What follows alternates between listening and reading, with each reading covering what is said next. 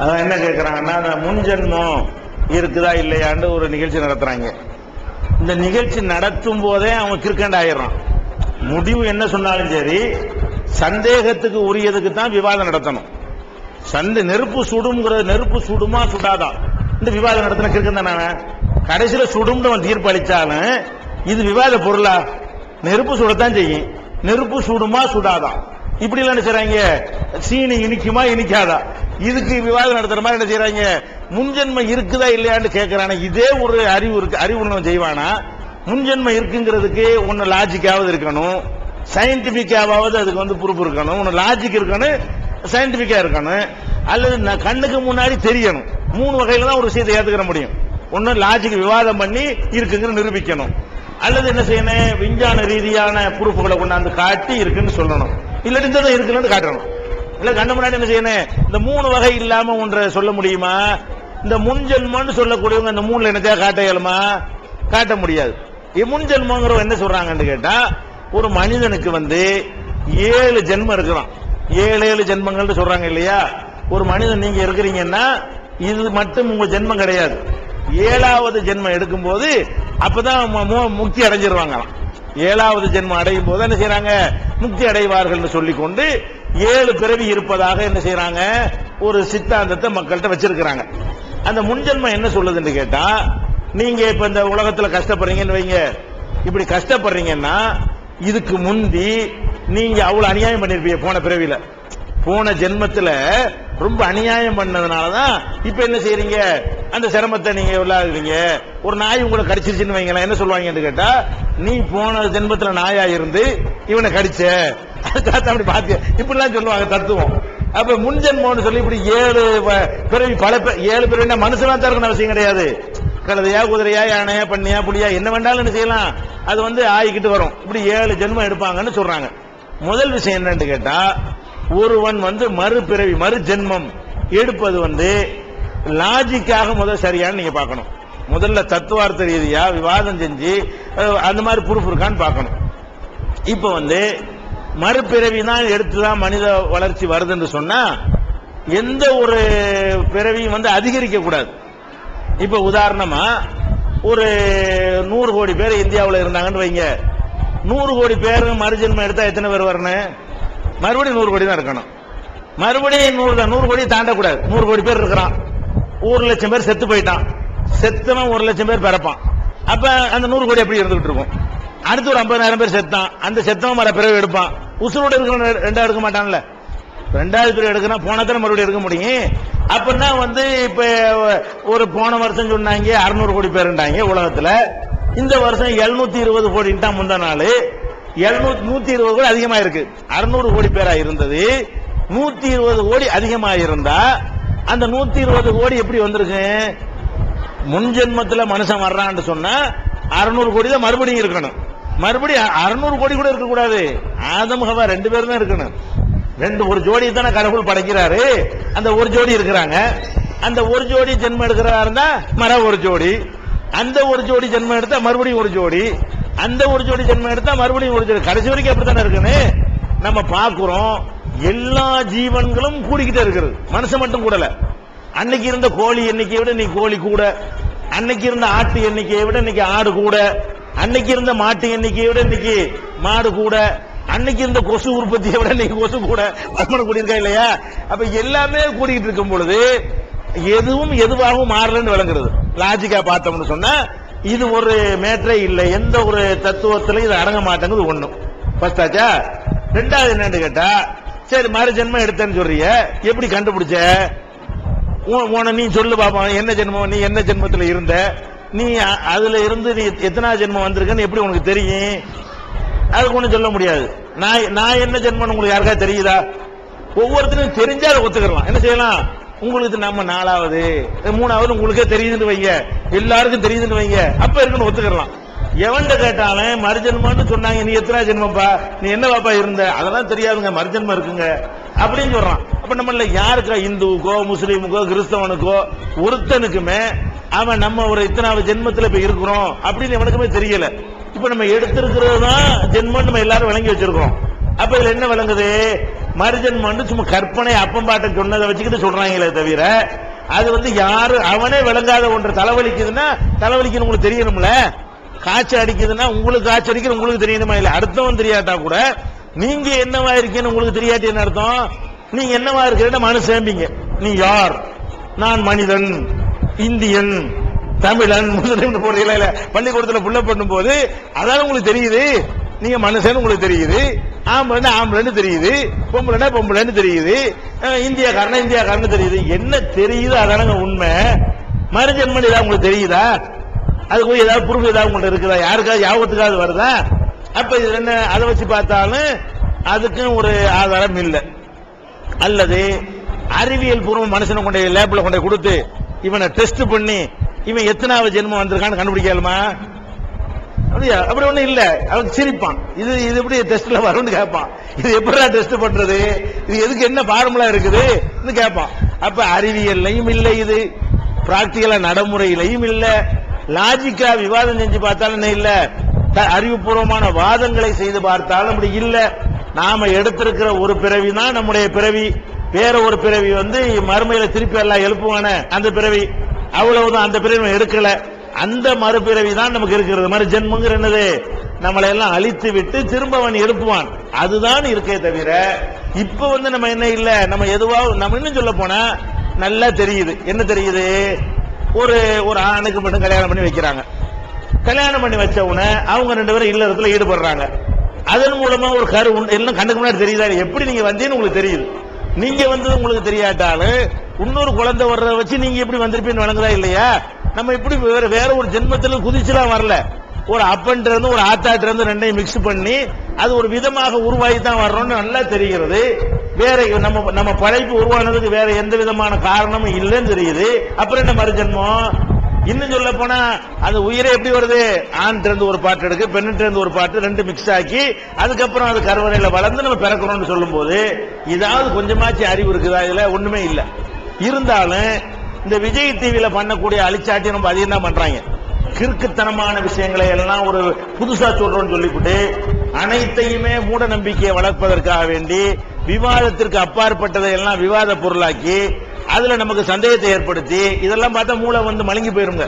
இது பார்த்தாலே தெரிகிறதுக்கு போயிட்டு விவாதம் பண்றதா, இதெல்லாம் மூடி வச்சிடணும். இதெல்லாம் என்ன இல்ல, விவாதத்துக்கு உரிய மேட்டரே கிடையாது. பளிச்சுன்னு தெரிகிற விஷயத்துக்கு ஏன் விவாதம் பண்றானோ அவன் உண்ணா நபர் முட்டாள் மடையன் அப்படின்னு ஒதுக்கிருங்க. மனைவி தன் கணவனிடம் பிரியம் இல்லாம நடந்தா பின்னால மறுமையில் அவளுக்கு தண்டனை உண்டா? இதான் கேள்வி. அதாவது ஒருவர் கணவன் மனைவி பிரியம் இல்லாமல் இருந்தால் அதுக்கு மறுமையில் தண்டனை உண்டான்னு கேட்கிறாங்க. முதல்ல எதுக்கு மறுமையில தண்டனை உண்டு என்று சொன்னால், மனிதனுடைய சக்தியில் எது இருக்குதோ அதுல தப்பு செஞ்சாதான் தண்டனை இருக்கிறது. ஒரு ஆள் மேல பிரியமா இருப்பதெல்லாம் மனிதனுடைய சக்திக்கு உட்பட்டது கிடையாது. இப்ப நம்மளே 4 புள்ளை பெறுவோம், ஒரு புள்ளையை நல்லா விரும்புவோம், அதுவும் நம்ம புள்ளதான். ஒரு புள்ளை நஞ்சு மாதிரி வெறுப்போம், அதுவும் நம்ம புள்ளதான். அது ஏன் விரும்புறோம்னு நமக்கு தெரியாது, ஏன் வெறுக்கிறோம் நமக்கு தெரியாது. அல்லவா என்ன செய்வான், அப்படி ஏற்படுத்துவான். ஒரு 100 பேர் ஒரு காலேஜில் படிப்பாங்க, அந்த 100 பேர்ல 2 பேர் மட்டும் நகமும் ஜதையுமா இருப்பாங்க. ஏண்டா அதெல்லாம் தெரியாது, நாங்க உயிர் தோழர் கண்டுக்குவாங்க. அப்ப இந்த மனசுக்குள்ள ஒரு ஒரு பிரியத்தை ஏற்படுத்துதல் என்பது நீங்களா நினைச்சு ஒரு ஆளை பிரியப்படுங்க பார்ப்போம், அதெல்லாம் முடியவே முடியாது. நம்ம நாள பிரியப்படணும் அதெல்லாம் அதுவா அல்லாவா புரோகிராம் பண்ணி வச்சாலே தவிர அது வர முடியாது. அதனால ஒரு கணவன் மீது மனைவி முழு பிரியம் இல்லாவிட்டால், மனைவியின் மீது கணவன் முழு பிரியம் இல்லாவிட்டால் அதுக்கு எந்த ஒரு கொஸ்டினும் மார்க்கத்தில் கிடையாது. ஏன் கிடையாதுன்னு கேட்டா, நபிகள் நாயகம் ஸல்லல்லாஹு அலைஹி வஸல்லம் அவங்க மனைவிமார்கள்ல ஆயிஷா நாயகன் மீது அதிகம் பிரியமா இருப்பாங்க. எல்லா மனைவிகள்லையும் ஆயிஷா நாயகன் மீது அதிகமாக பிரியமா இருப்பாங்க. அப்ப அல்லாஹ்ட்ட ஒரு துவா செய்வாங்க. என்ன துவா செய்வாங்க? இறைவா, என் கைவசத்தில் உள்ள விஷயங்களில் நான் சரியா நடந்து கொள்கிறேன், எல்லாரையும் சமமாக நடத்தி கொள்கிறேன். என் கைவசத்திற்கு அப்பாற்பட்ட விஷயம் இருக்குல்ல, பிரியம் கூட இருப்பது, அதுக்கு நீ என்னை பிடிச்சிடாத, என் கையில இல்லது. ஏன் நான் என்னை அறியாம ஆயிஷா நான் மேல கூட பிரியமா இருக்கிறேன், அதுக்கு நான் என்ன பண்ணுவேன்? வெளியில குடுக்கல் வாங்கல் வசதிகள் வாய்ப்புகள் எல்லாம் சமமா செஞ்சிருவோம். ஆனால் இந்த அன்பு ஏற்படுத்தல் என்பது நம்ம கையில இல்லை. என்னை பிடிக்காத அல்லான்னு துவா செஞ்சுட்டாங்க. அவங்களுக்கே அது முடியல என்று சொன்னா, எல்லாருமேலையும் சமமாக அன்பு வைக்க முடியல என்று சொன்னா, உங்களுக்கு முடியுமா? எனக்கு முடியுமா? யாருக்காவது முடியுமா? யாருக்கும் முடியாது. அதனால கணவன் மீது உங்களுக்கு அன்பே வராவிட்டால் கூட, ஆனால் உங்களுக்கு குற்றம் வராது. எப்ப குற்றம் வரும்? அன்பு விஷயத்தை விட்டுட்டு, அன்பு இருக்குதோ இல்லையோ, கணவனுக்கு ஒரு மனைவி சில கடமைகளை செய்யணும், அது நீ கரெக்டா செய்யலாம். மனைவிக்குன்னு கணவன் சில கடமைகளை செய்யணும், அதை கரெக்டா செய்யணும். அதை செஞ்சிட்டீங்கன்னு சொன்னா, மனசால் அப்படி பெரிய காதல் பொங்கி வழியல அப்படி சொல்லி எல்லாம் கேள்வி கேட்க மாட்டான். ஏன்? அது நம்முடைய கண்ட்ரோலில் உள்ளது இல்லை. உங்க கைவசத்துல அல்லாஹ் தராட்டி எப்படி உங்களுக்கு கேட்பான்? உங்க கைவசத்துல அவனே அதை தரல, ஏன் செய்யலன்னு கேட்டா நீ தான் செய்ய வைக்கலன்னு முடிச்சிட்டு வேண்டிய கதைய. அதனால அது ஒரு கொஸ்டினா வராது. அன்பு செலுத்துற விஷயங்கள் வராது. ஆனால் அன்பு சில உண்டாக்கவும் முடியும். யாரோ ஒரு ஆம்பளை யாரோ ஒரு பொம்பளை கல்யாணம் பண்ணி வைக்கிறாங்க, வச்ச பிறகு பார்த்தா அது ஒருத்தருக்கு ஒருத்தர் அவங்க நடந்து கொள்ளக்கூடிய விதங்களில் அன்பு என்ன செய்யும்? அப்படி உருவாகும். அது மாதிரி நம்ம முயற்சி பண்ணி என்ன செய்யணும்? நம்மளால என்ற அளவுக்கு அது பாடுபட வேண்டியதான். அப்படி இருந்து அன்பு வரலன்னா குற்றமாகாது. கேள்வி கணக்கின்றி 70,000 பேர் சொர்க்கம் செல்றவங்கல ரசூல்லா சொல்றாங்க சகுனம் பார்க்க மாட்டாங்க, நோய்க்கு சூடு ஓட மாட்டாங்க, அவங்க ஓதி பார்க்க மாட்டாங்க அப்படின்னு சொல்லியிருக்காங்க. பழக்கு நாசு இதெல்லாம் காலை இரவுல ரசூல்லா ஓத சொல்லியிருக்காங்க. அப்படி ஓதுனா அது அதுல இந்த கேட்டகரியில வராதா? இன்னொன்னு நோய்க்கு எப்பவுமே வைத்தியம் பார்க்கவே கூடாதா? அப்படி இருந்தாதான் அந்த கேள்வி கணக்கின்றி சொர்க்கம் செல்வோர்ல இடம் பிடிக்க முடியுமா அப்படிங்கறது சொல்லுங்க. ரசூல் ஸல்லல்லாஹு அலைஹி வஸல்லம் சொன்னாங்க, என்னுடைய சமுதாயத்தில் 70,000 பேர் எந்த விதமான கேள்வி கணக்கும் இல்லாம சொர்க்கத்துக்கு செல்வார்கள். எல்லாருக்கும் கேள்வி இருக்கிறது. அல்லாஹ் என்ன செய்வான்? அனைத்து பேருக்குமே கேள்வி கேட்பான். இந்த ஒட்டுமொத்த உம்மத்திலேயே வெறும் 70,000 தான் பாத்துக்கிறேன். இன்னைக்கு நம்ம இருக்கிறோம் 140 கோடி பேர் இருக்கிறோம். அப்ப இதுல 70,000 கம்மி. ரசூல் ஸல்லல்லாஹு அலைஹி வஸல்லம் காலத்துல இருந்து கியாமத் நாள் வரைக்கும் பாத்தீங்கன்னா பல கோடிகள் ஆகிவிடும். அதுல 70,000 இன்னும் கம்மி. அது ஒரு கணக்கிலே வராது, சின்ன நம்பர். 70,000 என்பது அந்த முஸ்லீம்களுடைய கணக்கு பண்ணி எடுத்துக்கொண்டால் கூட, ரசூல் ஸல்லல்லாஹு அலைஹி வஸல்லம் காலத்திலிருந்து இன்னைக்கு வரைக்கும் இனி வரக்கூடிய காலம் வரைக்கும் உள்ள முஸ்லீம்களை மட்டும் எடுத்து பார்த்தால் கூட அது என்ன சதவீதம் கொடுக்குறேன்னு தெரியல. அவ்வளவு சின்ன நம்பர். ஒரு 10 கோடியில ஒரு ரூபா மாதிரி, 10 கோடி ரூபாயில ஒரு ரூபாங்கிற ஒரு கணக்கா? அந்த கணக்குல தான் ரசூலுல்லாஹ் சொல்றாங்க, என்னுடைய உம்மத்துல 70,000 பேர் ரொம்ப குறைந்த நம்பர்ல உள்ளவங்க எந்த விதமான கேள்வி கணக்கும் இல்லாமல் சொர்க்கத்திற்கு செல்வார்கள் அப்படின்னு சொல்றாங்க. அப்ப அவங்க யாருன்னு சொல்லும் போது, அல்லதீன லா யர்கூன் வலா யஸ்தர்கூன் வலா யத்ததையரூன் வ அலா ரப்பிஹிம் யதவக்கலூன் என்று ரசூல் ஸல்லல்லாஹு அலைஹி வஸல்லம் 4 தகுதியை சொல்றாங்க. ஒன்னு லா யர்கூன், அவர்கள் மந்திரிக்க மாட்டார்கள். வலா யஸ்தர்கூன், அடுத்தவற்றை போய் மந்திரிக்குமாறு கேட்கவும் மாட்டார்கள். வலா யத்ததையரூன், சகுனம் பார்க்க மாட்டார்கள். பூனை குறுக்க போனா அப்படி, யானை குறுக்க போனா இப்படிங்கிறாங்கல்ல, அந்த மாதிரியான சகுனங்களும் என்ன செய்ய மாட்டாங்க? பார்க்க மாட்டார்கள். அலா ரப்பிஹிம் யதவக்கலூன், இறைவன் மீது மாத்திரமே தவக்கல் வைப்பார்கள். இப்படி நடக்கக்கூடியவர்கள் தான் அந்த 70,000 பேரு அப்படிங்கிறாங்க. அப்ப ஒருத்தர் கேட்கிறார், உக்காசான்னு ஒரு சகாபி எழுந்து கேட்கிறாரு, அப்ப நான் அதுல ஒரு ஆளா இருப்பேனா அப்படிங்கிறாரு. அப்ப ரசூல் ஸல்லல்லாஹு அலைஹி சொல்றாங்க, ஆமா நீ ஒரு ஆள் தான் அதுல அப்படிங்கிறாங்க. இன்னொருத்தர் எந்திரிச்சு கேட்கிறாரு, நான் இருப்பேனான்னு. உக்காஷா முந்திக்கிட்டாரு. அப்ப அந்த சஹாபாக்களே மொத்தமா ஒரு ஆள் தான் பாத்துக்கிறீங்க. அதாவது ரசூலுல்லாஹ் என்ன செய்யறா, நீங்க சஹாபியாச்சா உங்களுக்கு இல்லையா அப்படி சொல்ல காணாம். அந்த ஒரு ஆளுக்கு அவர் அந்த மாதிரி இருக்குன்னு அவர் கேட்டாரு. அவருக்கு வஹீல் அல்லாஹ் அறிவிச்சு கொடுத்துருக்கான், நீ இருக்கிறேன்ட்டாங்க. இன்னொரு ஆள் நான் இருப்பேனான்னு கேட்கிறாரு. அவர் முந்திக்கிட்டாரு, இந்த ஒண்ணுக்கு தான் சொல்றதுக்கு எனக்கு அதிகாரம் இருக்குது, அதுக்கு மேல எனக்கு அறிவிக்கப்படலன்னு சொல்லிவிட்டாங்க. அவங்க கேள்வி என்னன்னு கேட்டா, இந்த மந்திரிக்கிறது வார்த்தை வருது இல்லையா, அப்ப இந்த ஓதி பார்க்கிறது இது மாதிரி எல்லாம் செய்யக்கூடாதுன்னு வருது. ரசூலுல்லாஹ்வே நிறைய ஓதி பார்த்திருக்கிறாங்களே, படுக்க போகும்போது ஓதி தடவி கொள்வார்கள். அப்படி பல விஷயங்களுக்கு நோயாளியை நீங்க பார்க்க போனா இந்த மாதிரி ஓதுங்க, அதுஹிபில் பாஸ் ரப்பன்னாஸ் அல்லாஹு மஸ்பி அந்த ஷாபி லா ஷிபா இல்லா ஷிபாவுக்குன்னு சொல்லுங்க. ஒரு நோயாளியை பார்க்க போனீங்கன்னா லாபாச தஹூர்னு இதெல்லாம் துவா தானே, இதெல்லாம் ஓதி பார்க்கறது தான்.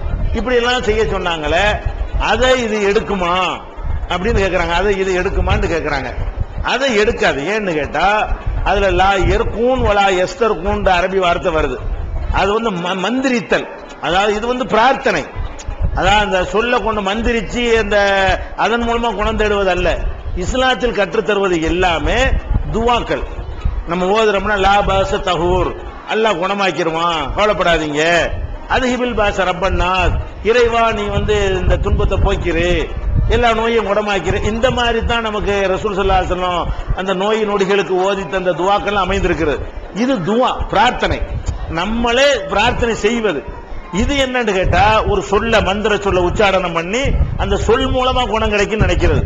அந்த சொல் பிரார்த்தனை இல்லாம இது யாரு இந்த அசத்து மாதிரிலாம் செய்யறாங்கல்ல, போனோம்னா என்ன செஞ்ச, என்ன பிரார்த்தனை பண்ண, என்ன ஒண்ணுமே இல்ல, சூசுங்கிறான்.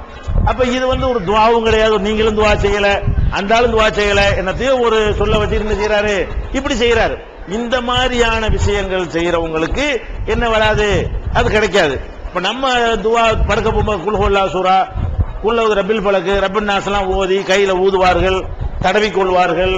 முடியாம போகும் பொழுது அவங்க ஓதி ஆயிஷா நாயகி என்ன செய்வாங்க, ஊதி அவங்க மேனிப்புறா தடை விடுவாங்க. அப்படிலாம் இருக்கிறது. இதெல்லாம் அதுல வராது. இது மந்திரித்தல் கிடையாது. இதெல்லாம் என்ன ஒரு பிரார்த்தனை, அல்லாஹ்விடத்துல பாதுகாப்பு. குல்லவது ரபில் பலக்கு என்ன அர்த்தம், அதிகாலை இறைவனிடத்தில் நான் பாதுகாப்பு தேடுகிறேன் ஒரு துவா. துவாக்கள் செய்கிற விதமாக இருக்கிறது வந்து மந்திரித்தல் அடங்காது. நமக்கு ஏற்பட்ட துன்பத்தை நாமே அல்லாஹ்விடத்தில் என்ன செய்யறோம், ரசூலுல்லாஹ் கற்று தந்த விதமாக செய்கிறோம். அது இல்லாம சும்மா நீங்களா கண்டுபிடிச்சுக்கிட்டு இந்த மந்திரிச்சு பாக்குறேன்னு சொல்றாங்க பாருங்களேன், அதுக்கெல்லாம் போனீங்கன்னா அது எவ்வளவு நல்ல உயர்ந்த தரத்தில் நீங்கள் இருந்தாலும் உங்களை கேள்வி கணக்கு இல்லாத லிஸ்ட்ல இருந்து எடுத்துறது. சகுனம் பார்த்தால் எடுத்து விடும். நோய் வந்தால் வைத்தியம் பார்க்க கூடாதான்னு கேட்கிறாங்க. அதுக்கு இதுக்கு சம்பந்தமே கிடையாது. ஏன் கிடையாதுன்னா ரசூல் ஸல்லல்லாஹு அலைஹி வஸல்லம் சொல்றாங்க, ததாவௌ, நீங்கள் மருத்துவம் செய்யுங்கள். இன்னலி குல்லி தாயின் தவாவுன், ஒவ்வொரு நோய்க்கும் மருந்து இருக்கிறது. மருத்துவம் செய்வது மார்க்கத்தில் உள்ள கடமை. பசிச்சா சோறு திங்கிறீங்களா, அது மாதிரி உள்ளது. பசிக்கிறது, நான் அல்லாஹ் மேல தவக்கல் வச்சிருக்கேன்னு சொல்லி சோறு திங்காம இருக்க முடியுமா? சோத்தை தின்றுட்டு தான் தவக்கல் வைக்கணும். பசி போறதுக்கு அல்லாஹ்ட்ட தவக்கல் வைக்கிறாங்க. என்ன செய்யணும், ஒட்டகத்தை கட்டி போட்டுட்டு தான் தவக்கல் வைக்கணும். கடையை திறந்து வச்சுட்டு அல்லாஹ் காப்பாத்திக்கிறான்னு சொல்லக்கூடாது. போட வேண்டிய பூட்டெல்லாம் ஒழுங்கா போட்டு அதுக்கப்புறம் அல்லாஹ் பாத்துக்கிறான்னு என்ன செய்யணும், நம்பிக்கை வைக்கணும். அந்த மாதிரி மருத்துவம் செய்வதற்கும் இந்த ஹதீஸுக்கு சம்பந்தம் கிடையாது. மருத்துவம் செய்யணும். மருத்துவம் செய்யற காரணத்தினால அவங்க மந்திரித்தவர்களாகவோ சகுனம் பார்த்தவர்களாகவோ தவக்கல் குறைந்தவர்களாகவோ ஆக மாட்டார்கள். ஏன்னா மருத்துவம் செய்யறது உங்களுக்கு கட்டளை. மருத்துவம் செய்யும்படி அல்லாஹ்வுடைய ரசூல் ஆர்டர் பண்ணிட்ட காரணத்தினால அது இது கட்டுப்படுத்தாது. தாராளமா மருத்துவம் செய்யணும், செஞ்சு ஆகணும், கடமை அது. சவுதியில வந்து அல்கசியம் குறைந்த பொருளாதார இருக்கிறேன். இதுல வந்து என்னன்னா என்னுடைய கேள்வி வந்து, நம்ம ரமதான் மாத காலங்களில் வந்து தவிர்த்துக்குள்ளி முறையில் வந்து 8 ரக்காத்து திராவிய தொழில் வரும். அந்த அதே போல சவுதியிலேயே எல்லா பள்ளிவாசல்லையும் வந்து திராவிய தொழில் வந்து 8 ரக்காத்து தொழுதுகிட்டு வருகிறாங்க. நாங்கள் என்னோட பார்த்துக்கிட்டு வருகிறேன். இங்க வந்து நம்ம அசந்தமார்கள் வந்து ஏன் 8 ரக்காத்து தொழ மாட்டீங்க, அதிகபட்சமான நீங்க தொழுதுகிட்டு இருக்கீங்க அப்படின்னு கேட்டோம்னா அவங்க என்ன ஆதரவு சொல்றாங்கன்னா, காபத்துல்லாஹ்ல வந்து 24 ரக்காத்து தொழுகிறாங்க. அது அந்த அடிப்படையில் வந்து நாங்க தொழுகிறோம் அப்படின்னு சொல்றாங்க. இது வந்து 24 ரக்காத்து வந்து கூடுமா, இல்ல நம்ம 8 ரக்காத்து வந்து தொழுகிறோமே அது சரியா அப்படின்னு சொல்லணும். தராவிய தொழுகை என்ற நம்ம வந்து 8 ரக்காத்து நம்ம இங்க தொழுதுகிட்டு இருக்கிறோம். சவுதி அரேபியாவில் எல்லா பள்ளிவாசல்லையும் 8 தான் தொழுகிறாங்க. ஆனால் ஹரம் ஷரீஃபில் மட்டும் காபத்துல்லாவை சுற்றி உள்ள இந்த பள்ளிவாசல் இருக்கு இல்லையா, அதுல மட்டும் 20 ரக்காத்து தொழுகிறாங்க, 24 ரக்காத்து தொழுகிறாங்க. அது மட்டும் எப்படி வந்து கேட்கிறாங்க, அது சரியான்னு கேட்கிறாங்க. முதல் விஷயம் நம்ம விளங்கிக்கிறோன்னு, சவுதி அரேபியாவில் செய்வது வந்து ஒரு அளவுக்கு மார்க்க விஷயத்தில் கரெக்டா செய்யறாங்க.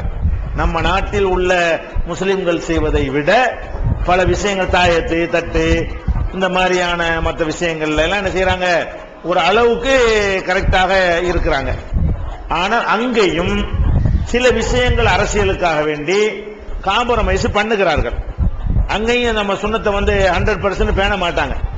அது மாதிரி நிறைய விஷயங்களில் அவங்க நடக்க வேண்டிய நிர்பந்தத்தில் இருக்கிறார்கள். உதாரணமா எடுத்துக்கிட்டோம்னா, இப்ப தர்கா கட்டக்கூடாது, இடிக்கணும் இருக்கிறது. இடிக்கணும்னு மார்க்க சட்டம். இப்ப ரசூல் ஸல்லல்லாஹு அலைஹி வஸல்லமுடைய அந்த பள்ளிக்கு பக்கத்துல ஆயிஷா நாயகி வீடு இருந்துச்சு. அதுலதான் அடக்கம் செய்யப்பட்டாங்க. அதுலதான் அவங்க அடக்கம் செய்யப்பட்டு நினைச்சிட்டாங்க. அதுக்கு மேல பச்சையா ஒரு டூம் கட்டி வச்சிருக்காங்க. அதான் மஸ்ஜித் நபவியில பார்த்தா தெரியும், பச்சை கலரா ஒரு டூம் இருக்குல்ல, அந்த டூமுக்கு நேரா தான் யார் இருக்கிறா? ரசூல் ஸல்லல்லாஹு அலைஹி வஸல்லமும் அபூபக்கர் சித்திக் அவங்களும் உமர் ரலியல்லாஹு அன்ஹுடைய அடக்க ஸ்தலமும் மூணுமே எங்க இருக்குது? அந்த டூமுக்கு நேர் கீழே தான் இருக்குது. இது ரசூல் ஸல்லல்லாஹு அலைஹி வஸல்லம் காலத்துல இது இல்ல, அவதான் இருக்க முடியாத. அதுக்கு பிறகு சஹாபாக்கள் காலத்துல, தாபியீன்கள் காலத்துல, தபோ தாபியீன்கள் காலத்துல இல்ல. இதெல்லாம் ஒரு ஹிஜ்ரி 700க்கு அப்புறம் உள்ள ஒரு ஆட்சியாளர் நெஞ்சான் அவன் இந்த மாதிரி கட்டினான். இது மார்க்கத்துல இல்லாத ஒண்ணு, இவங்க இடிச்சு இருக்கணும். அந்த மாதிரி கட்டுறது மார்க்கத்துல இல்லன்னு என்ன செய்யணும்? இவன் என்ன பண்றான்டா, நம்ம இது இடிச்சோம்னா உலக முஸ்லீமுடைய எதிர்ப்பு வந்துருமோ? ரசூலுல்லாஹ்வுடைய ஆர்டர் என்ன இருக்குன்னா கபருக்கு மேல கட்டக்கூடாதுட்டாங்க. ரசூலுல்லாஹ்வுக்கும் கட்டக்கூடாது. அதுக்காகத்தான் எச்சரிக்கை பண்ணாங்க. மூத்தாவதுக்கு முன்னாடி நபிமார்களுக்கு இந்த மாதிரி பண்ணுனாங்க, அவங்களுக்கு அல்லாஹ்வுடைய நாசம் இருக்கிறது, எனக்கு அப்படி பண்ணிராதீங்க. லா தஜால் கபரி வசன யோபது, என்னுடைய கபரை வணக்கஸ்தலம் ஆக்கிறாதீங்க என்றெல்லாம் ரசூல் ஸல்லல்லாஹு அலைஹி வஸல்லம் அவர்கள் நமக்கு எச்சரிக்கை எல்லாம் பண்ணி இருக்கிறாங்க. ஆனாலும் அதை எடுறான்னு சொன்னா எடுக்கத்தான் வேணும்.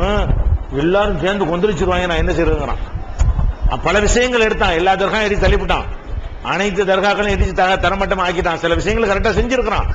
இதை செஞ்சோம்னா நம்ம பெரிய மார்க்கத்துல பெரிய தப்பு செஞ்ச மாதிரி உலகம் பூரா எங்களை சித்தரிச்சிருவாங்க அப்படின்னு மனுஷனுக்கு பயப்படுறான். அதையும் ரிமூவ் பண்ணி தான் வைக்கணும். அதான் ரசூலுல்லாஹ்வுடைய சரியான சுன்னத்து. இந்த துருக்கிக்காரன் பண்ண வேலையை எடுக்க தேவையில்லை. ஏதோ ஹலீஃபாக்கள் காலத்துல கட்டினாலாச்சும் பரவாயில்லைன்னு அப்படியே சொல்லலாம். அவங்க அதை ஒரு ஆதாரமா கூட சொல்லுவாங்க. அப்படியும் கிடையாது. இந்த டூமு கட்டினது எப்பதான்? ரசூலுல்லாஹ் காலத்துக்கு 700 வருஷத்துக்கு பிந்தி கட்டினாங்க. அது வரைக்கும் சும்மா தான் இருந்துச்சு. அப்ப பிற்காலத்துல எவனோ ஒருத்தன் கட்டினது ஏன்பா எடுத்துக்கிறீன்னு நம்ம கேள்வி கேட்டா பயம் இல்ல, நான் பிரச்சனை ஆக்கிடுவாங்க, உலக நாட்டில் பத்துவா கொடுத்து விடுவாங்க, ஹஜ்ஜுக்கு போவாதன்றுவாங்க, இப்படி நம்ம என்ன செய்யறான்? பயப்படுறான். அது மாதிரி தான் காபத்துல்லாஹ்வுல எல்லா இடத்துலயும் எட்டு தருவான்.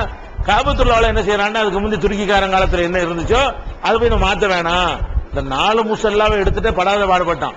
அந்த காலத்துல காபத்துல்லாஹ்வுல என்ன செய்வாங்கன்னா சாபி முசல்லா, ஹனபி 4 மூலை இருக்குல்ல, 4 மூலை 4 முசல்லா போட்டிருப்பாங்க. ஒரே நேரத்துல 4 இமாம் தொழுவிப்பாரு. ஹஜ்ஜிக்கு போய் கூட நாங்க 4ன்னு காட்டுவாங்க. இந்த வஹாபிங்கிறாங்கல்ல, இவங்களுடைய சவுதி அரசாங்கம், இந்த சவுதி இப்னு சவுதுடைய ஆட்சி வருவதற்கு முன்னாடி எல்லாம் காபத்துல்லாஹ்வுடைய ஒரு மூலையில சாபி முசல்லா, ஒரு மூலையில ஹனபி முசல்லா, ஒரு மூலையில மாலிகி முசல்லா, ஒரு மூலையில ஹம்பலி முசல்லா, ஒரு நேரத்துல ஒரு இடத்துல 4 பாங்கு சொல்லுவாங்க. பாங்கு என்ன செய்வான்? அவங்க அல்லாஹ் அக்பர்மா, அவன் போட்டிக்கு அவங்க ஒரு அல்லாஹ் அக்பர். காபத்துல்லாஹ் நடந்த கூத்து இதெல்லாம் இந்த டூமு கட்டின துருக்கிக்கார சைத்தானுங்க செஞ்ச வேலை. அங்க ஒரு பாங்கு, அங்க ஒரு பாங்கு, அங்க ஒரு பாங்கு, ஒரு மகள் 4 பாங்கு நடத்தும். தொழுகை நடத்தும் என்ன செய்வாங்க? அதே மாதிரி 4 தொழுகை நடக்கும். ஒரே அசர் தொழுகை தான், ஒரே ஒரு தொழுகை தான். இங்க ஒண்ணு நடக்கும், எங்கிட்டு திரும்பி எடுத்துருவோம். எப்படி திரும்பலாம்ல? காபத்துல்லாஹ்வுடைய இடத்துல திசை முக்கியம் கிடையாது. இது காபான்னு சொன்னா இப்படின்னு சொல்லலாம், இப்படின்னு சொல்லலாம், இப்படின்னு சொல்லலாம், இப்படின்னு சொல்லலாம். காபாவை நோக்கி சொல்லணும். ஒருத்தன் இப்படி நோக்கி சொல்லுவான், ஒருத்தன் அப்படி நோக்கிட்டு வேற ஒரு இமாம் அவனுக்கு அங்க இப்படி ரவுண்டா தான் தொழுகிறாங்க. இப்பவே இமாம் ஒரு ஆளா இருக்காரு. இப்ப அப்பயே நடுக்கிற 4 இமாம் இப்படி தொழுகிறோம், வேற இமாமா இருப்பான். இவன் குனியும்போது அவன் நிமிருவான், இவன் சைதாக்கு போகும்போது நிக்குவான். பார்த்தா இப்ப எப்படி யூனிஃபார்மா இருக்குது. டிவியில பார்த்தா அவள் பார்த்தால அப்படி அசந்து உலகமே ஆச்சரியப்படுற அளவுக்கு இருக்கும். ராணுவம் மிடுக்கூட இருக்கு. அப்ப எப்படி இருக்கு தெரியுமா? ஒருத்தன் அத்தையாத்துல உட்கார்ந்து இருக்கும், ஒருத்தன் நிற்பான். இங்கிட்ட உள்ள எல்லாம் உட்கார்ந்துட்டு இருப்பான், அங்கிட்ட உள்ள ஒரு தயாவில் இருப்பான், அங்கிட்ட உள்ள கூட இருப்பான், இங்கிட்ட உள்ள நிற்பான். பார்த்தால ஒரு அருவருப்பாவும் அல்லாஹ்வுடைய ஆலயத்துல போய் அநியாயம் பண்ணிட்டு இருந்தாங்க. அதை ரிமூவ் பண்ணானா அவ்வளவு எதிர்ப்பு. அதுல அடங்கி போன உறுதியா நின்றுட்டான். அதோட மூடிட்டான். காபத்துல ஒண்ணும் பண்ணக்கூடாது, இது உலகமெல்லாம் சேர்த்து பத்தா கொடுத்து விடுவாங்க. அதனால அந்த தொழுகை விஷயத்துல அவனுக்கு தெரியும் இந்த 24 20க்குலாம் ஆதாரம் இல்லைன்னு. அவன் உலகத்துல காபத்துல்லாஹ் மாத்திட்டாங்கன்னு சொல்லுவானு பயந்துகிட்டு அந்த ஒண்ணு மாத்தினான்ல, அன்னைக்கு எதிர்ப்பை பார்த்துட்டு வேற மாற்றம் செய்வதில்லைன்னு முடிவுக்கு வந்துட்டான் காபாவுல. அதனால நடக்குதே தவிர அங்க உள்ள முஃப்திகள்கிட்ட கேட்டு பாருங்க, அங்க உள்ள உலமாக்கள்கிட்ட கேளுங்க, இது தப்பு தான் சொல்லுவாங்க. அதுக்காக ரெண்டு இமாம் மாத்தி செய்யறானோ, இமாவும் மாத்திக்கிறான். அது 24 இல்லைங்கிறதுனால நீ 10 தொழுகிறேன், நான் 10 தொழுகிறேன் இப்படி சொல்லி 2 இமாவை போட்டு ஒரு டெக்னிக் பண்ணிட்டு இருக்கிறான். அதுல நமக்கு குர்ஆன் ஹதீஸ் ஆதாரம். அது அது ஆதாரமற்ற ஒரு செயல் அவங்க